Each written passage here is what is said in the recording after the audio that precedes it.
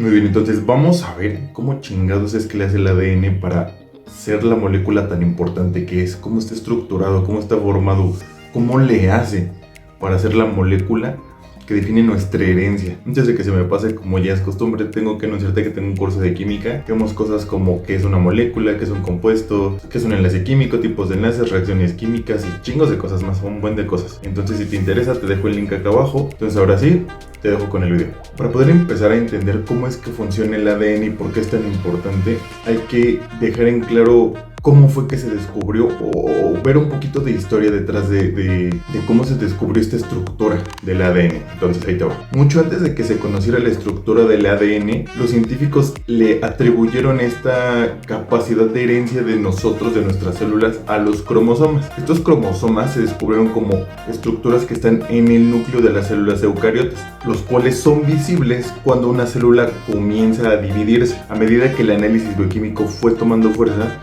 se dieron cuenta de que los cromosomas no solo están hechos de ADN, sino que contienen ADN y proteínas. Pero en ese entonces, o sea, yo te estoy hablando de los años 40 más o menos, no aceptaban, como que no les satisfacía el hecho de que el ADN fuera el responsable de la herencia genética, porque si tú observas una molécula de ADN es muy sencilla, es muy simple. Pero ahorita te vas a dar cuenta que el hecho de que sea tan sencilla le provee esa capacidad para ser la molécula responsable de la herencia genética. Entonces, siguiendo con la historia que te estoy contando, resulta que ahora en la siguiente década, a principios de los 50, analizaron la molécula de ADN mediante difracción de rayos X. Esto para ver su estructura tridimensional, porque recuerda, es una molécula química. Sin meternos en tanto rollo de modelos y bla bla bla, resulta que se dieron cuenta que el ADN es una doble hélice, es decir, está compuesto por dos hebras que van dando una vuelta una con la otra, como si se estuvieran repeliendo o atrayendo entre sí,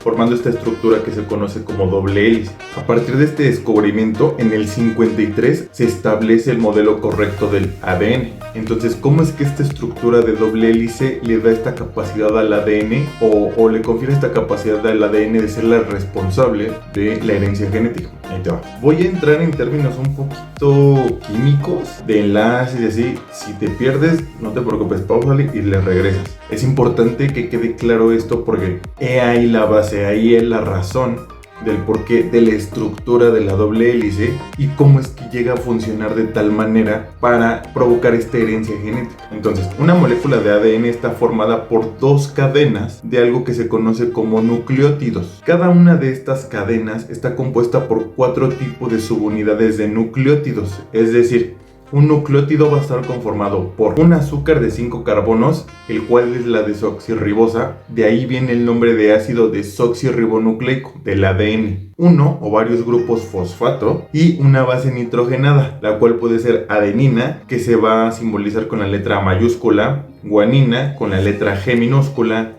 citosina con la letra C mayúscula, dije G minúscula, ¿verdad? G mayúscula, todas son mayúsculas, y por último, timina con T mayúscula. A estas bases nitrogenadas, les dicen nitrogenadas porque contienen nitrógeno, las vamos a clasificar en dos principales, en purinas y en pirimidinas. Las purinas son la adenina y la guanina, y las pirimidinas van a ser la timina y la citosina. Entonces, estos nucleótidos van a estar unidos entre sí, uno tras otro, uno tras otro, uno tras otro, uno tras otro, mediante enlaces entre los azúcares, es decir, la parte del azúcar del nucleótido, y el grupo fosfato de otro, es decir, viene un nucleótido, se le pega a otro entre un azúcar y su grupo fosfato del otro. Este enlace entre los azúcares y los grupos fosfatos se le conoce como enlace fosfodiéster. Entonces fíjate muy bien, lo único que va cambiando en la molécula de ADN que son las bases nitrogenadas. Tanto el azúcar como el fosfato no se mueven, siguen siendo el mismo. Ellos sirven simplemente como la parte que une a toda esta cadena.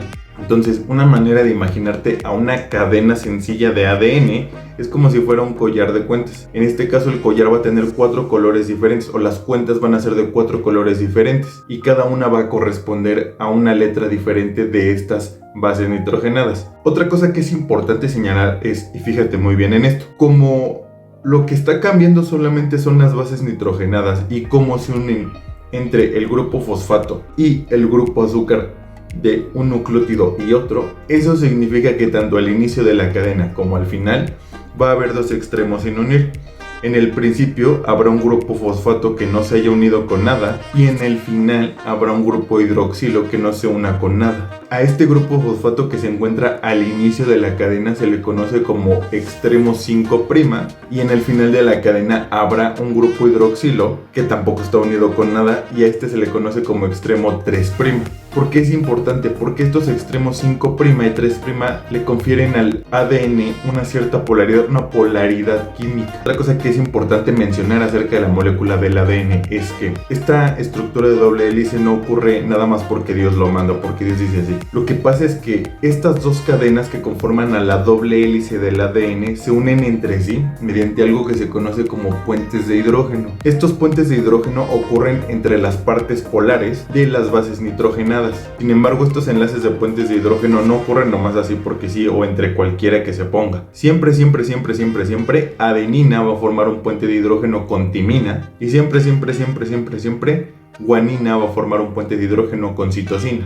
Es decir, date cuenta, una purina siempre forma un puente de hidrógeno con una pirimidina. Significa que a cada unión entre dos bases, lo llamaremos par de bases, ya sé, bien creativos. Pero, ¿por qué es tan importante esto? Porque te digo que la naturaleza es tan inteligente, tan cabrona, tan chingona. Logra hacer este emparejamiento de bases nitrogenadas con la finalidad de que la molécula de ADN, de que esta doble hélice alcance su estructura más estable, de energía menor. ¿Por qué te digo que es así? Porque fíjate muy bien, al unirse estas bases nitrogenadas, eso significa que van a estar hacia adentro de la molécula, mientras que hacia afuera se van a encontrar los grupos fosfatos, además de la porción del azúcar de los nucleótidos, van a estar hacia afuera. En esta disposición de que están hacia adentro las bases y hacia afuera los grupos de azúcar y los fosfato, cada grupo de bases o cada par de bases tienen una anchura similar, por lo que los esqueletos de azúcar y de fosfato se mantienen a la misma distancia a lo largo de una molécula de ADN. Además de eso, cada par de bases encaja perfectamente en la doble hélice sin problema.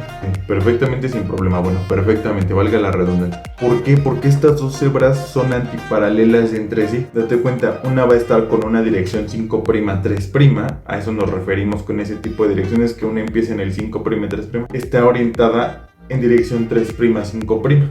Fíjate muy bien, una consecuencia de este emparejamiento de bases es que cada hebra de ADN que compone a una doble hélice de ADN contiene una secuencia de nucleótidos que es exactamente complementaria a la otra hebra de ADN que conforman a esta doble hélice. Es decir, una adenina siempre va a coincidir con una timina de la hebra opuesta y una guanina siempre va a coincidir con una citosina de la hebra opuesta. A la hora de que se repara, se transcribe, se expresa, lo que tú me digas y mandes, esta complementariedad no tienes una idea qué tan importante acaba siendo. Dicho todo esto de cómo está estructurado el ADN y enlaces y bla bla bla, es que vamos a ver cómo es que entonces el ADN es el responsable de la herencia genética, de nuestra herencia genética.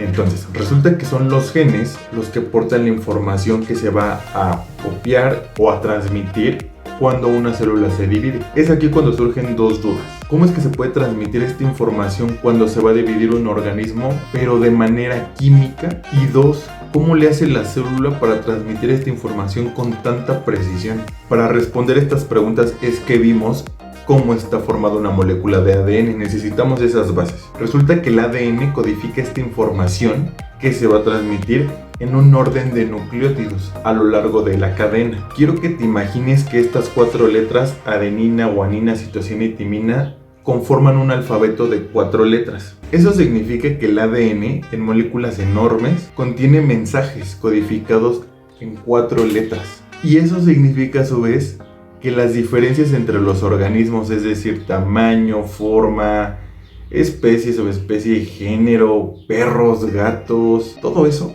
se debe a que sus respectivas moléculas de ADN tienen diferentes secuencias de nucleótidos y que en consecuencia transmiten diferentes mensajes biológicos. Entonces tú vas a preguntarme, ¿cómo le hacen? ¿Cómo es que lo hacen? Básicamente un gen es una secuencia de ADN que como final o como propósito tiene codificar una proteína.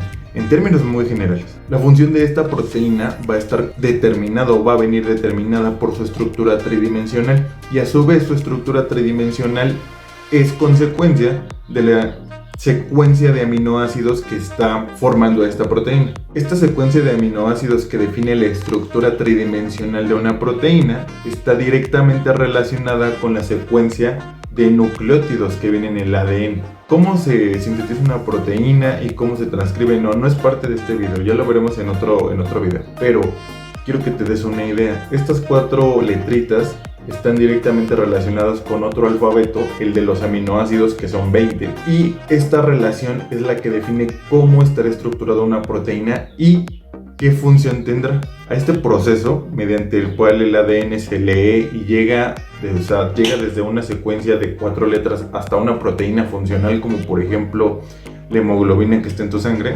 se le conoce como expresión génica. Vuelvo a lo mismo, no vamos a hablar de este proceso en este video, pero es como si este proceso es como si tú leyeras una receta de cocina, y es pasar de esta receta que tienes tú y que acabe en, no sé, unos chilaquiles. Entonces fíjate muy bien, el conjunto de información completo que está en una persona, en un ser vivo, se le conoce como genoma. Es decir, tu genoma es toda tu información genética que está contenida en tu cuerpo. Instrucciones para codificar proteínas, antecedentes de todas las personas que te han precedido, abuelos, bisabuelos, tatarabuelos, etc. Predisposiciones a desarrollar ciertas enfermedades como diabetes, hipertensión, Alzheimer, males congénitos, proteínas que puedes sintetizar, proteínas que no puedes sintetizar. La lista sigue y sigue y se vuelve más grande. O sea, date cuenta, la cantidad de esta información es asombrosa. Una secuencia de ADN, o sea, es nada, son 4 letritas que apenas se ocuparían una esquinita de una página. Mientras que toda la información de tu genoma, todo tú, ocuparías casi 1000 libros. Es decir, este genoma eres tú codificado en 4 letras. Eso significa que el ADN, debido a su estructura, o es más bien, la estructura del ADN es la que le confiere esta capacidad de contener tanta información. Sin embargo, la pregunta surge: ¿cómo es que nosotros podemos empaquetar, comprimir toda esta información dentro de nuestras células? Y resulta que la respuesta se encuentra en los cromosomas, pero ya hablaremos de eso en otro video. Y listo, ahí ya sé la magia de la estructura del ADN y por qué es tan importante. Síguenos en todas nuestras redes sociales, aquí abajito te dejo el link. Checa el curso de química, ya sabes, por si te interesa.